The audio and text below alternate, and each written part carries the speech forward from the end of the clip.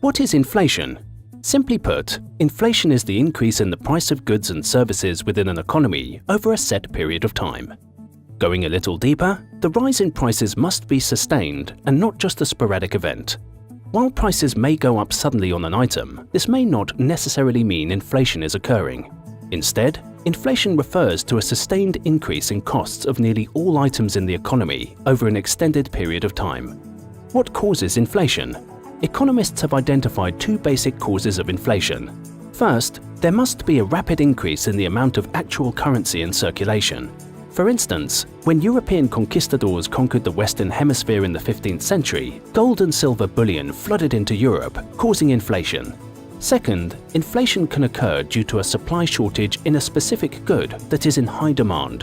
This can then spark a rise in the price of that good, which may ripple through the rest of the economy. The result can be a general rise in prices across nearly all goods and services. After World War II in Hungary between 1945 and 1946, the Hungarian penge experienced one of the worst occurrences of hyperinflation ever recorded. On the 1st of January 1946, a temporary unit of currency was introduced called the adó-penge in an effort to stabilize the penge. When it was introduced, one adó-penge was equivalent to one penge and was only used by the governments and commercial banks as an accounting measure. By the 1st of June 1946, one adó-penge was now equivalent to 160,000 penge, having undergone 16 million% inflation within 6 months. Shortly after this, the adó-penge became legal tender, and by the 31st of July 1946, one adó-penge was equivalent to 2 sextillion penge.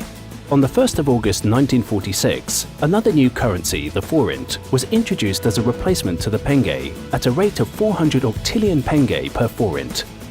While national governments try to control inflation, Bitcoin and other cryptocurrencies are seen by many as a good hedge against the ravages of inflation. This is due to the fact that Bitcoin has a fixed total supply of 21 million coins. Despite some controversies, many believe that this makes Bitcoin a deflationary currency and therefore resistant to inflation. For this reason, many countries that are currently undergoing inflation have begun using Bitcoin or other cryptocurrencies as an alternative to their legal tender in order to cope with the nation's inflation.